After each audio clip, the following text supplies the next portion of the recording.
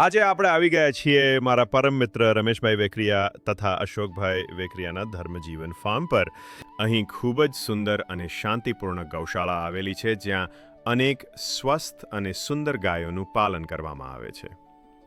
અહીંની ખાસ વાત એ છે કે ગાયોને માત્ર સામાન્ય ચારો જ નહીં પણ ખાસ બનાવેલું ઓર્ગેનિક રાજદાણ ખવડાવવામાં આવે છે. આ રાજદાણ ગાયોના સ્વાસ્થ્ય માટે ઉત્તમ આહાર છે અને તેમાં કુદરતી ઔષધીય ગુણ પણ સામેલ છે.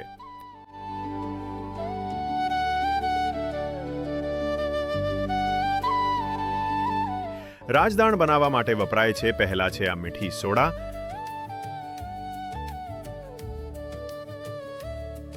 આ છે મેથીના દાણા, જોડે આમળા, આ છે ચૂનો, પછી છે સિંધવ મીઠું, કાલી જીરી, કડવા લીમડાના પાન, સરગવાના પાન મિક્સ કરી દેવામાં આવે. આ છે ચોખાના પૌવા અને ઉપરથી મકાઈ પણ જોડે નાખવામાં આવે છે. આ બધું મિશ્રિત કર્યા પછી ઉપરથી મીઠું સોડા અને હળદરનું પાણી છાંટવામાં આવે છે, જે તમે જોઈ રહ્યા છો.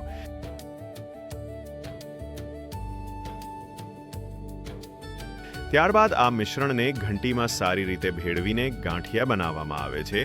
પછી આ ગાંઠિયાને ધૂપમાં સૂકવી દેવામાં આવે છે, જેથી લાંબા સમય સુધી સાચવી શકાય.